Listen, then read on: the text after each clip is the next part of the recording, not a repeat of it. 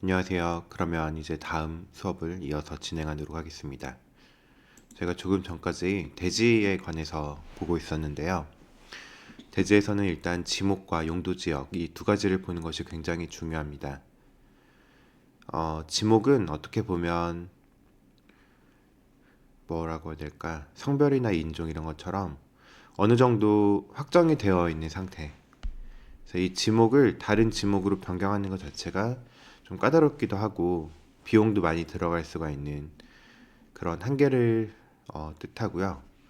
용도 지역은 말하자면 어린아이의 경우 뭐 이 친구가 키가 어느 정도까지 클 수 있다. 이런 식으로 포텐셜을 조금 내포하고 있는 의미가 있습니다. 그래서 이렇게 용도 지역이 있을 경우에는 건폐율과 용적률 같은 내용들이 이미 다 정해져 있고 그 내용 안에서 뭐 그것을 다 활용하는 것은 토지주의 재량이지만 어떤 면에서 보면 그런 포텐셜 그런 용적률을 다 활용할 수 있다는 전제로 평당가가 애초에 매겨지기 때문에 내가 이런 용도 지역에서 여기에 건물을 지으면 뭐 다세대의 경우 혹은 아파트의 경우 몇 호까지 넣을 수가 있는지를 미리 확인을 해보고 거기에 이제 공사비나 이자 비용 이런 것들을 모두 감안해서 평당가를 정하는 그런 성질을 가지고 있습니다. 이렇게 용도 지역을 모르고 거래를 하시게 되면은 대지의 경우에는 같이 붙어 있는 필지라고 하더라도 뭐 2종 일반이냐, 3종 일반이냐, 혹은 상업 지역이냐에 따라서 옆에 붙어 있는 필지인데도 가격 차이가 여러 배 차이가 나는 경우를 볼 수가 있습니다. 이렇게 용도 지역과 지목의 차이가 있다는 점 기억을 해주시면 좋고요. 어떻게 보면 이런 것을 쉽게 알 수 있냐? 예를 들어서 전주 신시가지 한번 보겠습니다.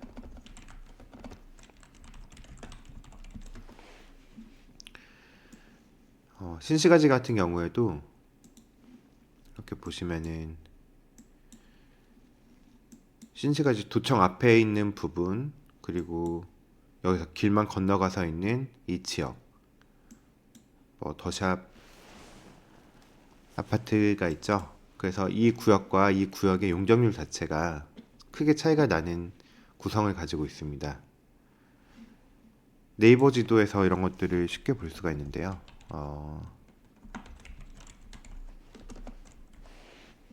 네이버 지도를 가보시게 되면은 지적 편집도라고 해서 이렇게 볼 수가 있습니다.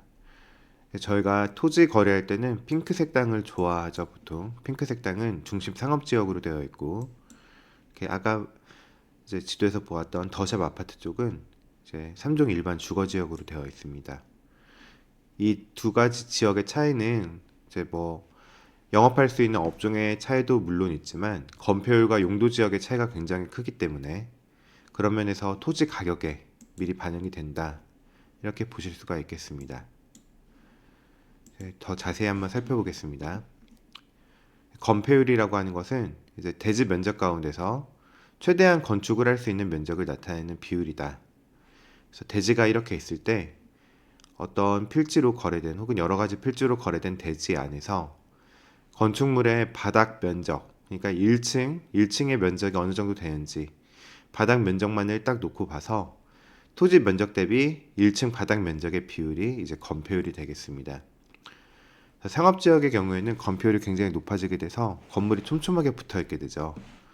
반면에 뭐 자연 녹지 지역 이렇게 내려가게 되면은 건폐율 자체가 굉장히 낮아지기 때문에 넓은 대지 위에 건물이 아주 조그만 올라가고 있는 그런 구조로 확인이 됩니다. 여기서 더 나아가서 이제 용적률을 한번 살펴보면 용적률은 저희가 건폐율은 1층 바닥 면적만 놓고 보았는데 2층, 3층, 4층 이런 식으로 해서 그 필지 안에 들어간 건축물의 모든 층수의 이제 바닥 면적에 합의됩니다. 다만 여기서 중요한 것은 대지 면적 비율에서 이제 바닥 면적들 건축물의 바닥 면적들의 합을 구한다고 했는데요. 여기서 지하층은 제외가 되는 거죠. 지하를 뭐 1층, 2층, 3층 이런 식으로 지하를 깊게 파더라도 용적률에서는 제외가 되기 때문에 지하가 깊은 건물 많이 만든다고 할지라도 이제 용적률 제한은 피해갈 수가 있게 됩니다. 다만 지하 파는 비용이 굉장히 많이 올라갔죠. 그래서 그 용적률의 제한을 받지 않더라도 지하를 이제 파서 건물을 지을 때 건설비에 이제 압박을 받게 되는 겁니다. 그래서 지금 건폐율과 용적률의 차이를 보았고, 아까 위에서 보았던 이런 용도 지역별로 건폐율과 용적률이 모두 차이가 난다, 이렇게 보시면 되겠습니다. 저희가 지금 용적률을 인정하지 않을 수 있는, 그러니까 바닥 면적에서 제외가 되는 지하층의 사례를 말씀을 드렸는데요. 지하라고 하는 것이 무엇일까요? 지표면에서 이제 지하로 파고 들어가게 되면 지하라고 부르는데, 무조건 지하라고만 봐야 되느냐? 예를 들어서 저희가 뭐 토지의 1층, 그러니까 수평 높이가 균일하던 지역 같은 경우에는 지하를 물론 깊게 파 내려가야만 지하가 되겠죠. 하지만 이렇게 경사지가 있는 경우에는, 그 경사지가 세 면이 지금 지상으로 보이고 한 면이 이제 다른 세 면과 높낮이가 다르죠. 그래서 한 면만 이렇게 외부로 돌출되어 있어서 다른 세 면 입장에서 보았을 때는 한층 아래로 볼 수 있는 경우를 지하라고 봅니다. 이렇게 되면 무엇이 유리하냐면, 지금 저희가 경사지에서 사람들이 봤을 때는 이제 이 위에 이 윗부분에서 봤을 때는 여기가 1층이 되겠죠. 그 다음에 경사지로 올라갈 때도 보면은 지상으로 완전히 노출된 곳은 2층이기 때문에 이렇게 내려왔을 때 보이는 이 면에 대해서는 지하라고 이제 볼 수가 있게 됩니다. 그렇게 되면 대로변에서는 지하로 보이는 이런 층이 나머지 세 면에서는 지하로 인정받았기 때문에 용적률에서 산정할 때 제외가 되게 되죠. 그러면은 여기서부터 1층, 2층, 3층에서 용적률 제한상 이 뭐 2종 일반, 3종 일반에는 층수 제한이 지어 있기 때문에 그 층까지를 다 지었는데, 여기서는 지하로 보이는 부분이기 때문에 용적률 제한을 안 받게 되는 겁니다. 그래서 만약에 이 면을 기준으로 봤을 때는 여기가 1층이네 싶어가지고 뭐 층수가 3층까지 올라갈 수 있었던 건물인데, 새 면이 사실은 이 위층부터를 1층으로 볼 수가 있어서 여기를 기준으로 해서 그 층을 재면은 한 층이 더 올라갈 수가 있게 되는 거죠. 그래서 용적률을 산정해서 이렇게 새 면이 이제 외부에서는 1층으로 볼 수 있는 그런 구성이고, 여기가 지금 이 대로에서 봤을 때는 지하 1층이지만, 아니 1층이지만 나머지 세 면에서 봤을 때는 지하로 볼 수 있는 경우에는 여기서 봤을 때 한 층이 더 올라갈 수가 있게 되는 겁니다. 반대로 말하면 지금 대로변에 유동인구가 많고 대로변에서 진입이 쉽고 대로변에 노출이 잘 되고 있는 이 외부에서 봤을 때, 대로변에서 봤을 때의 1층에서 월세가 많이 나오게 되는 거죠. 용적률은 용적률대로 다 얻을 것은 얻게 되고, 이제 임차료 자체는 용적률 산정에서 제외가 됐던 지하층에서 다 받을 수가 있기 때문에 이런 경우에는 수익률이 굉장히 높게 나올 수가 있습니다. 실제로 저희가 건물이 있을 경우에 1층에서 한 50% 정도의 월세를 받게 됩니다. 이제 뭐 통상적으로 그렇다고 볼 수가 있게 되는데요. 만약에 용적률에서도 산정이 제외가 됐던 지하 1층에서 월세의 대부분이 나오게 된다면, 월세의 뭐 절반 가까이 나오게 된다면 굉장히 유리하겠죠. 특히 이런 경우에는 건물을 매각하게 될 때 높은 수익률을 그대로 매매로 치환해서 더 높은 가격을 받을 수가 있게 됩니다. 그래서 용적률이 수익률에 굉장히 큰 영향을 미친다, 이런 사실을 기억해 주시면 되겠습니다. 이번에는 도시지역, 뭐 관리지역, 농림지역, 기타에서 용도지역별로 건폐율과 용적률의 차이를 살펴보도록 하겠습니다. 지금 저희가 뭐 토지에 예술을 하자 이게 아니고, 토지를 투자 대상으로 삼아서 뭐 낙찰을 받거나 낙찰을 받은 후에 어떻게 수익화를 하고 이제 어떤 가격에 판매할 수 있을지, 결국 저희가 매도할 수 있는 가격, 이것이 가장 중요하다고 말씀을 드렸는데요. 가장 중요한 매도 가격은 사실은 여기서 나오게 되죠. 건폐율과 용적률. 왜냐면 저희가 토지를 거래한다고 할지라도 매수자의 거의 대부분은 이 토지를 개발했을 때 어느 정도 수익이 날지를 예상을 한 다음에 그걸 역으로 치환해서 이제 건설비나 자재비나 기타 금융 비용을 제외하고 토지의 원가를 계산을 하게 됩니다. 그래서 저희가 매도할 때도 그런 토지의 가격을 어느 정도까지 포텐셜이 있는지를 알아야만 투자로서 이제 가치가 있다 이런 판단을 할 수가 있게 되기 때문에 건폐율과 용적률을 알고 계셔야 되는 거죠. 심지어 나대지로 낙찰받고 나대지로 판매를 한다고 할지라도 뭐 거기서 농사를 짓거나 이런 사람 많지 않겠죠. 거기서 이제 개발을 해가지고 수익화를 하려고 하는 사람들이 주로 매수를 할 것이기 때문에 그 사람들의 입장에서 저희가 늘 강조하는 매수자의 입장에서 생각하기를 했을 때 건폐율과 용적률을 매수자들이 감안해서 본다. 결국 저희도 건폐율과 용적률을 알고 있어야 된다. 이런 결론이 됩니다. 그래서 보시면은 용도 지역과 뭐 건폐율, 용적률을 볼 때 용도 지역은 도시 지역, 뭐 관리 지역, 농림 지역, 자연 환경 보전 지역 이런 큰 카테고리로 나눠질 수가 있다는 것을 알 수가 있게 됩니다. 저희가 수업 시간에도 말씀드렸었는데 우리나라의 대부분이 이제 임야죠. 임야이고 국토의 거의 한 5%에서 10% 사이 정도만 대지로 되어 있습니다. 근데 저희가 실제로는 국토의 대부분을 차지하는 임야를 주요 거래 대상으로 삼지는 않고 있죠. 결국 매도하고 뭐 투자하고 이런 토지의 대부분은 도시 지역 혹은 관리 지역, 조금 더 넓히면 농림 지역 정도에서 대부분의 거래가 일어나기 때문에 주로 이 도시 지역과 관리 지역 정도의 용적률과 건폐율을 기억을 해주시면 좋습니다. 특히 지금 저번 주부터 농지 취득에 관해서 전수조사 하겠다고 이제 정부에서 발표를 하고 있죠. 농지에 대해서도 상당 부분 이제 투자나 이런 데 대한 제약이 따를 것이기 때문에 더욱더 도시 지역, 조금 더 넓히면 관리 지역 정도에서 거래가 앞으로 많이 이루어질 것이라고 생각할 수가 있겠습니다. 그래서 이제 도시 지역에는 주거 지역, 상업 지역, 공업 지역, 녹지 지역으로 나뉘고 주거 지역 안에서는 1종, 2종, 1종, 2종, 3종, 전용, 일반, 준주거 이런 식으로 나뉘게 됩니다. 전용 주거 지역에는 주거를 완전히 이제 꽉 채우겠다 이런 생각으로 만든 지역이고 그렇기 때문에 주거 지역에 어울리지 않는 뭐 유흥시설이나 상업시설 같은 경우에는 제약이 따르게 되죠. 반면 상업지역으로 가게 되면은 이제 유흥시설, 상업지역에 인정되는 뭐 술집, 뭐 무도지, 뭐 뭐라고 하죠? 무도 이제 건축물 용도 변경할 때 나오는 그런 시설인데 무도 시설이라고 이제 뭐 춤추고 노래하고 이런 시설이 되겠죠. 부터 이제 뭐 노래방 같은 것들이 들어갈 수 있는 뭐 상업지역, 근린상업지역, 유통상업지역 이런 것들도 나뉘고 공업지역, 녹지지역 이렇게 도시지역 안에서도 이런 식으로 나뉘는 걸 볼 수가 있습니다.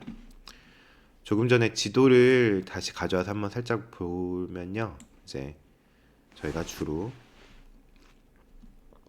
네이버 지도 많이 보는데요. 전주시 안에서도 지금 대한방직 이 일반 공업지역으로 되어 있죠. 그 다음에 3종 일반, 도청이 있는 곳이 3종 일반으로 되어 있습니다. 준주거도 있고 이렇게 상업지역도 있고 또 도심 안에도 자연 녹지지역이 이렇게 갖춰져 있습니다. 그리고 이제 전주대 앞쪽인데요. 여기로 가보시면 일종 전용 주거지역으로 되어 있죠. 여기서 지금 용적률을 살펴보았는데 용적률 일종 전용은 건폐율도 낮고 용적률도 낮죠. 건폐율이 이제 50% 이하로 되어 있는데 용적률이 100% 이하다. 그럼 어떻게 건물이 지어질까요? 뭐 100평의 토지가 있으면은 건물이 올라가는 1층 면적은 50평. 그래서 대지 절반밖에 건물을 지을 수 없는 땅이 되는 거죠.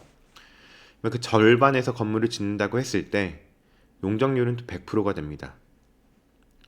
용적률은 아까 이제 토지 필지가 기준이라고 말씀드렸죠. 필지 중에서 절반만 건물을 짓게 되는데 필지 기준으로는 용적률이 100%니까 이제 바닥 면적끼리 더하면 1층, 2층의 합계가 건물 면적이 아닌 대지 면적과 같겠죠. 지금 저희가 용적률은 대지 면적이 분모였죠.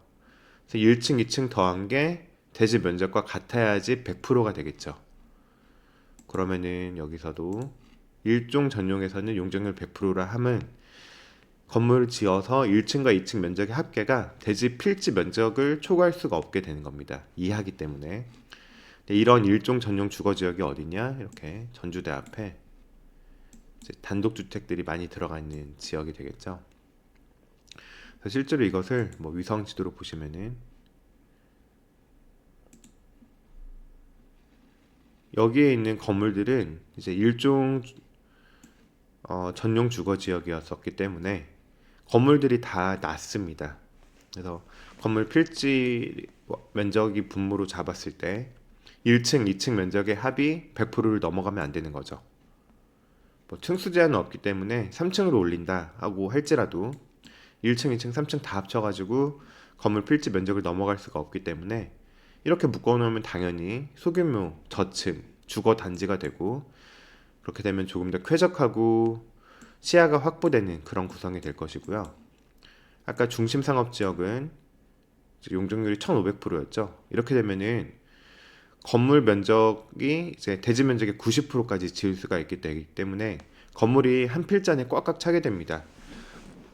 거기서 이제 용적률은 1,500%까지 나오기 때문에 건물 높이는 뭐 10층 이상도 충분히 나올 수가 있게 되겠죠. 아까 보시면은 테마를 봤을 때 일반 상업지역이 되고 일반 상업지역은 뭐 여기도 다 가보셔서 아시겠지만 굉장히 건물들이 높아지게 되죠. 그래서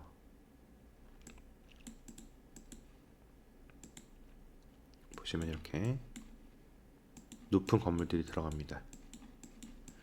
보시면은 상업지가 굉장히 발달한 그리고 소비 인구가 밀집한 지역이 되면은 여기보다 층고가 더 올라갈 거예요.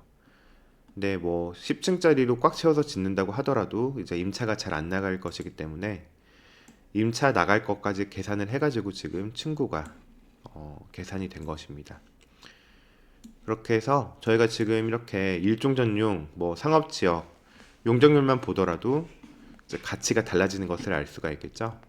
그래서 이런 용적률의 개념 정도는 그리고 저희가 주로 거래하는 게 2종 뭐 조금 더 나아가면 3종 이런 것을 많이 보게 되기 때문에 거기서 이제 용적률이 뭐 150%, 250%, 300% 상업지역은 이제 뭐 900%가 넘어가서 1300에서 1500까지도 용적률이 올라간다.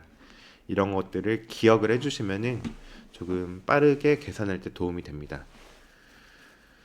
그리고 아까 보셨던 이런 뭐 주거지역뿐만 아니고 사실은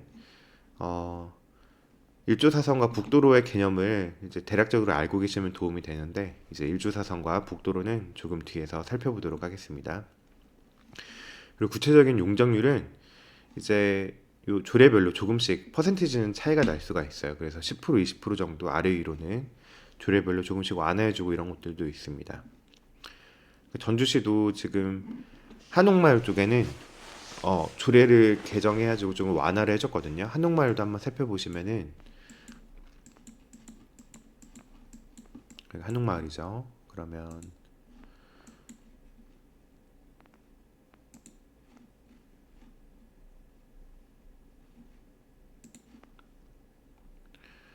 여기는 한옥마을인 2종 일반 주거지역이에요. 그럼 아까 2종 일반 주거지역에서 용적률 자체가 250%까지 나올 수 있다고 했는데 높은 건물이 한옥마을에는 잘 없죠.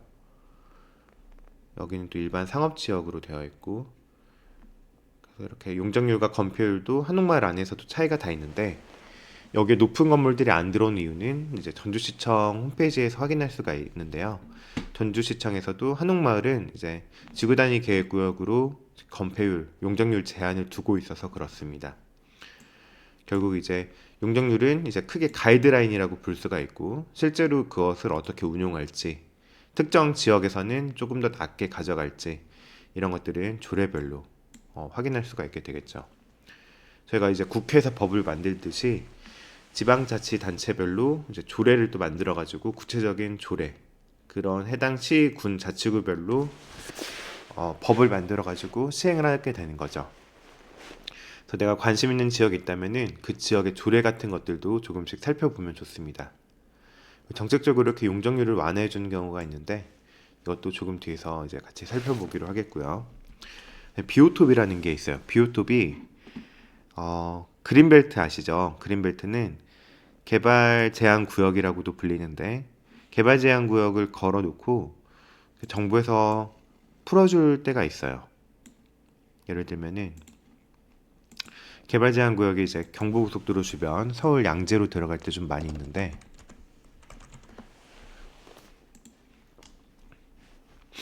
도시가 너무 퍼져나가고 개발되는 것을, 난개발되는 것을 막기 위해서 개발 제한 구역을 주로 설정을 하게 되죠.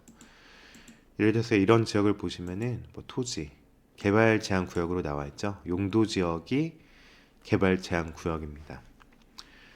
그런데 개발 제한 구역도 가끔씩 이제 개발이 되기도 해요. 정부에서 개발 제한 구역을 해제하면 그렇게 되는데, 예를 들면 이렇게 요즘처럼 아파트가 비싸질 경우에는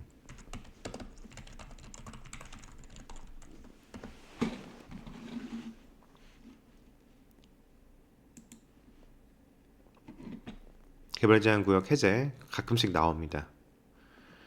그래서 지역별로 이렇게 해제가 되는 경우들도 있고, 뭐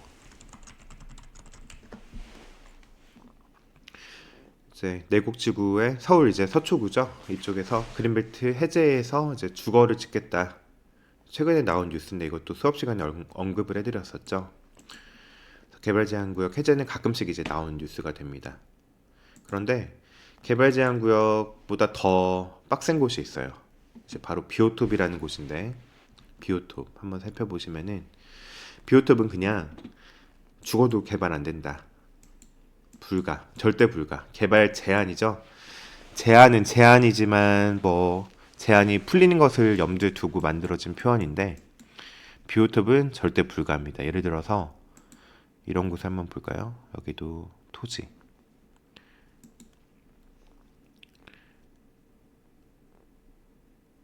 여기 보시면은 이제 비오톱 1등급으로 되어 있습니다. 비오톱. 비오톱 스펠링 찾아보면 이제 바이오가 들어가는데 절대로 이제 개발 불가능하겠다, 이런 각오를 나타내고 있는 말이죠.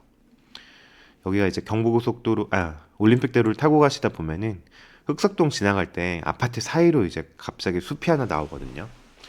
이제 비오톱은 사망 선고다. 여긴 개발 안 된다.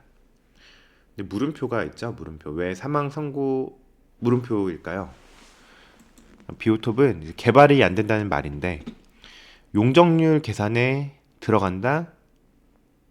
용적률 계산할 때 들어가지 않는다. 비오톱이 있는 땅이 이렇게 100평이 있고 바로 옆에 이제 또 100평이 있는다고 하는데 그 두 필지 소유자가 같아요.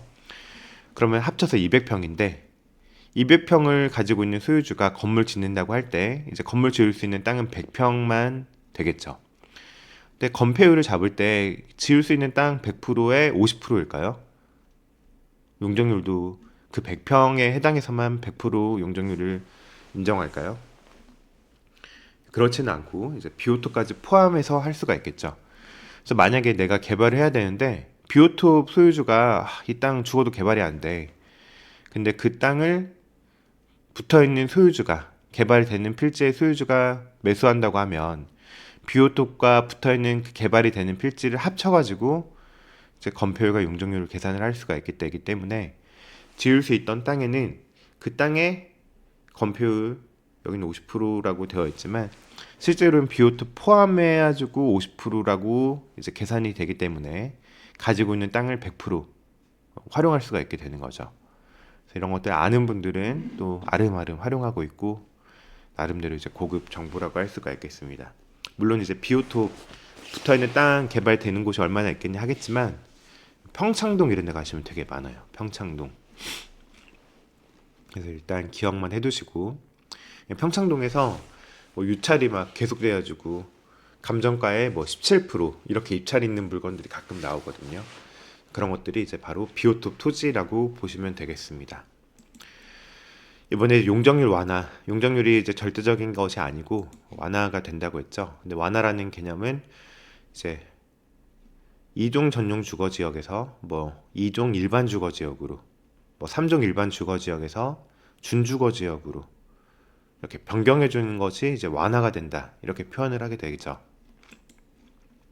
그래서 건폐율 용적률 완화 이벤트라고 했는데, 이벤트라고 말씀드린 이유는 선거 같은 거를 앞두고 혹은 뭐 개발이 꼭 필요할 때 이제 시청이나 그 지방자치단체장이 용적률 완화할 수 있는 권한이 있거든요. 그래가지고 뭐 용적률 완화가 될 것 같다, 이런 감이 진짜 온다면 매수 후에 기다릴 수도 있고, 그다음에 뭐 인구가 늘어나는 지역에 자연녹지 지역이라든지 이런 곳들은 이렇게 매수 후 기다리기, 근데 몇십 년씩 기다려도 안 될 수도 있어요. 그래서 그런 것들을 감안하시고 기다리기가 가능하다, 이런 투자도 물론 가능하겠지만 돈이 오랫동안 묶이게 되겠죠. 그런 것들이 있다, 이렇게 기억을 해두시면 되겠습니다. 그 다음에 용적률이 완화될 때 중요한 것들은 주차 대수, 북도로 여부, 일조 사선 여부, 이런 것들이 굉장히 중요한데요. 왜 그런지 이거는 조금 뒤에서 살펴보도록 하겠습니다. 여기 보시면은 이재명 성남시장 당시에 이제 용적률 완화해가지고 아파트가 들어선 곳이 있거든요. 한번 같이 볼까요? 저런 용적률 완화를 가지고 특혜 시비가 매번 일어나는데, 사실 거의 모든 지역에서 용적률 완화는 일어납니다. 그래서 뭐 딱히 돈을 받거나 이렇지 않은 이상은 어느 정도 필요성이 인정되고 재량으로 할 수 있는 여지가 있어서 불가능한 것은 전혀 아니다, 이렇게 말씀드릴 수가 있습니다. 아까 이제 성남시에서 식품연구원 부지가 어디냐면 여기거든요. 이제 더샵 판교 퍼스트파크죠. 여기가 과거에는 식품연구원이 있던 자리입니다.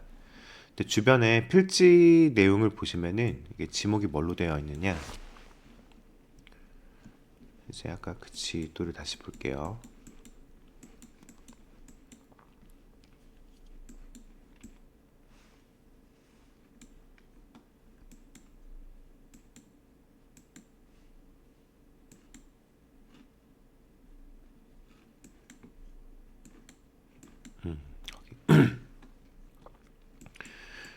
여기 보시면은 이제 이런 것들 지목은 보전 녹지, 여기도 보시면은 뭐 자연 녹지, 이런 식으로 되어 있는데 여기가 이제 지목이 바뀐 거죠. 그래서 준주거 지역으로 바뀐 겁니다. 준주거로. 그러면은 과거에 여기가 이제 안산이라고 해서 산이 있고 다 안산 자락이죠. 그래서 같은 지목이었는데 여기만 지금 준주거로 바뀐 겁니다. 그러면은 어느 정도 늘어난 걸까요? 아까 뭐 자연 녹지라고 했을 때, 녹지라고 해서 제일 잘 쳐줘도 건폐율 20% 이하의 용적률 100%였는데 지금 준주거로 바뀌었죠. 그러면 건폐율 70% 이하의 용적률 350%. 굉장히 이제 지을 수 있는 건축물의 면적과 뭐 아파트로 치면 호수가 많이 늘어나게 됩니다. 그러면 대지의 가치는 뭐 수직 상승을 하게 되겠죠. 그래서 이렇게 용적률 완화가 있고 용도지역 변경을 해주게 되면은 용도지역 변경 자체가 특혜다, 이 말은 이제 뭐 개발하기 좋게 용적률이 많이 완화된다, 이런 의미로 받아주시면 됩니다. 전주시도 용적률 완화를 실제로 해줘요. 그래가지고 이런 것들이 이제 뭐 늘 뉴스에는 많이 나오는데 가능한 이벤트다. 그래서 저희가 투자자로서 보기에는 그런 것이 예상되는 곳이 있다면은 한번 투자해 볼 수도 있다, 이렇게 판단이 됩니다. 이번에 1조 사선을 한번 보겠는데요. 1조 사선은 저희가 이제 도입된 이유를 알아야 됩니다. 한국에서 보면은 대한민국이 이제 북반구에 있죠. 그래가지고 해가 저희가 남향을 선호한다고 말을 많이 하는데 그 이유가 저희가 건물들이 이렇게 쭉 있을 때 이쪽이 북쪽이라고 보시고 이쪽이 왼쪽이 남쪽이라고 보시면은 해가 이렇게 비스듬히 들죠. 남쪽에서 북쪽으로. 그러면은 남향에 만약에 이 건물이라고 치면은 여기 건물이 있고 이 건물의 남향은 이 면이 되겠는데요. 이 면인 남향에 해가 남쪽에서 북쪽으로 이렇게 비스듬히 들어오기 때문에 이 채광을 막으면 안 된다고 해서 일조 사선을 도입해서 여기 건물이 붙어 있으면 이렇게 깎아서 짓도록 만든 겁니다. 근데 그냥 깎아라는 아니고 아주 구체적인 이런 규정들이 다 있죠. 가지고 높이 10m까지는 괜찮다. 높이 10m까지는 오케이인데 그 위로 올라가는 그 면적에 대해서는 건물의 이격거리를 이제 점점 높게 두도록 하고 있습니다. 점점 넓어지게. 그래가지고 이제 뭐 건축사 사무실 가시면은 일조사선 계산해가지고 건물을 설계해 주시기도 하는데 현행 10m로 기준으로 잡고 나서 이제 옆 건물 이 건물보다 북쪽에 있는 건물에 대해서는 이제 10m 초과분부터 그 층수는 깎이게 됩니다. 주로 이제 4층, 5층, 6층 이렇게 되는데요. 이렇게 일조사선 때문에 건물이 깎이게 되면은 이 면적만큼 상당히 넓죠. 이 면적만큼 이제 임차를 줄 수 있는 공간에 손해가 발생하게 되는 거죠. 그래서 사람들이 준공을 받고 난 다음에 여기에 건물을 짓고 캐노피를 덮고 이런 식으로 해가지고 증축을 하게 되는데 허가가 날 리가 없죠. 그래서 이런 것들이 주로 위반 건축물이 되게 됩니다. 또 저희가 HUG 인수조건 변경 물건 혹은 뭐 다가구 건물들 같은 거를 볼 때 4층 이상부터는 위반 건축물이라고 표시된 물건들이 많이 있는데 그게 바로 이런 이유 때문에 그렇죠. 주로 4층, 5층, 6층 이런 경우에 위반 건축물들이 많아지게 됩니다. 그래서 이런 것들이 이제 전주 같은 경우에 4층, 5층, 6층까지 꽉 채우는 건물들이 안 많아서 자주 보기 어렵지만 서울에 굉장히 많거든요. 뭐 서울로 가시면은 건물들이 이렇게 깎인 것들이 어떤 블럭에 가면은 다 이렇게 깎여 있어요. 다 성냥갑에서 한쪽을 잘라낸 것처럼. 근데 이렇게만 봐도 어디가 북쪽인지 아실 수가 있겠죠? 남향에서 북향 쪽으로 해가 들어오는 것들을 보호하기 위한 것으로 잘라놨기 때문에 이렇게 들어오라고 지금 잘라놓은 거죠. 이쪽이 이제 왼쪽이 북쪽이 된다는 것을 알 수가 있게 됩니다. 여기 이제 도산대로에 있는 신세계 인터내셔널 건물인데요. 뭐 한번 지도를 보실까요?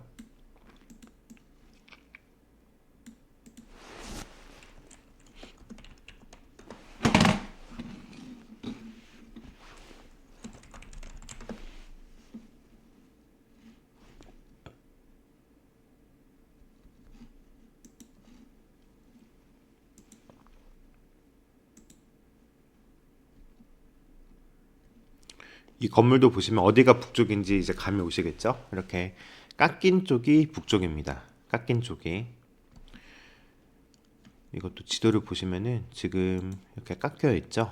그러면은 오른쪽이 북쪽, 여기 왼쪽이 남쪽 이렇게 알 수가 있겠죠. 여기 또 신세계에서 지을 때 일조사선 때문에 어차피 손해를 보는 거면 건물을 멋있게 좀 활용해 보자.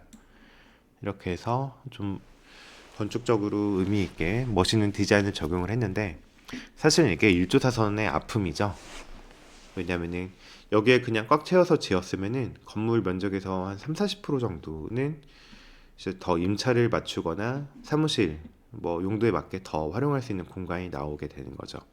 그걸 날렸기 때문에 일조사선 규제가 생각보다 이제 영향이 좀 크긴 합니다.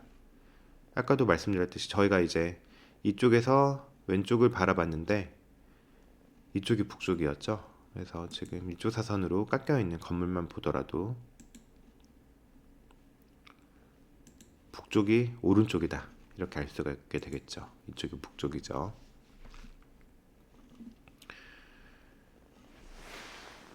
그런데 일조권 사선 제한 예외가 되는 것이 있어요. 그래서 저희가 아까 일조 사선이 왜 생겼는지를 알아야 된다고 말씀을 드렸는데 북쪽에 위치한 건물에 이제 채광을 확보해주기 위한 거죠. 근데 만약에 도로를 접하고 있어서 인접 건물이지만 도로를 건넌 건물이면 도로 때문에 채광이 확보되는 면적이 나오게 되죠.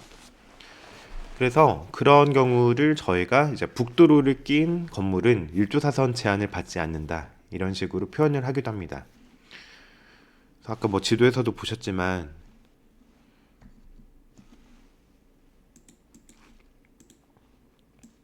자, 이렇게 면적이 넓은 도로가, 이제 폭이 넓은 도로가 있으면은 채광을 받는데 아무 지장이 없게 되죠. 그러면은 여기 건물들은 일조사선 제한을 받지가 않는 건물이 됩니다. 그래서 이쪽에 위치한 건물들은 이제 뭐 여기는 상업지역이기 때문에 상관이 없는 이야기긴 한데, 일반 주거지역, 전용 주거지역 같은 경우에는 이제 일조사선 제한을 받지가 않게 되죠. 그래서 그런 건물들이 이렇게 남쪽에 있고 북쪽에 도로를 껴야지 이 조건이 가능하다고 해서 북도로를 낀 매물들이 인기가 많은 거죠. 왜냐면은 북도로를 낀 매물은 일조사선 제한 때문에 이제 4층부터 위에 있는 층들을 잘라낼 필요가 없기 때문이죠. 그래서 뭐 북도로 낀 매물 같은 경우에는 하나의 키워드로서 토지를 매매할 때 이렇게 언급이 되기도 합니다. 블로그 보시면은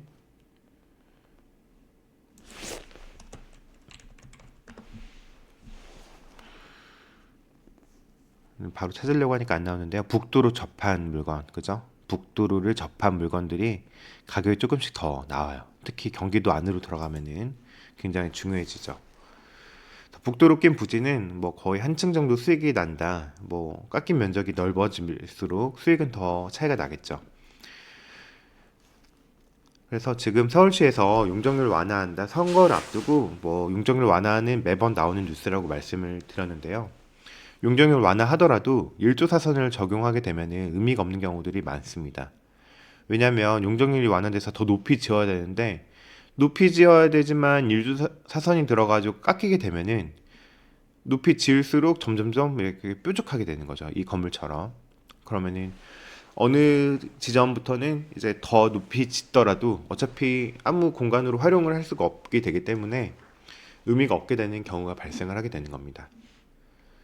근데 이런 일조사선도 이제 폐지하자는 말도 많이 나와요. 요즘에는 한강뷰 같은 것들도 북향 한강뷰를 선호하는 집들이 많이 늘어나고 하면서 저희가 무조건 남향집만 보다가 북향도 좋아하시는 분들이 늘어나고 있어서, 북향, 뭐 남향처럼 해가 많이 들어오지 않더라도 문제가 없다, 이런 인식도 많이 커지고 있어요.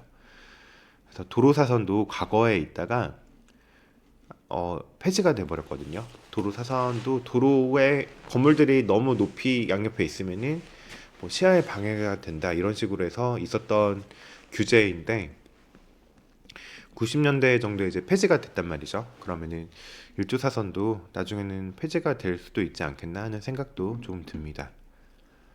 일조사선에 대해서는 알고 계셔야지 저희가 이제 건물, 토지 매매할 때 손해를 덜 보실 수가 있어요.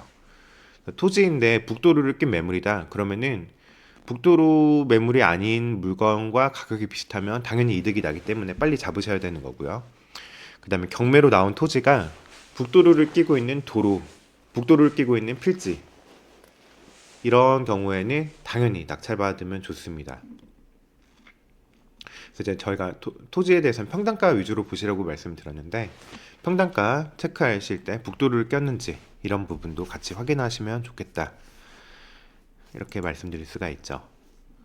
그 여기는 이제 대지의 가치로서 뭐 좋은 개발 사례를 보여드리려고 말씀을 드립니다. 여기가 이제 주차장 지목이 있는 토지를 어떻게 활용했는지를 보여드리려고 가지고 온 거거든요. 여기도 한번 보시면은 여기는 조금 이제 설명드릴 것이 많아서 잠깐 이제 쉬었다가 진행하도록 하겠습니다.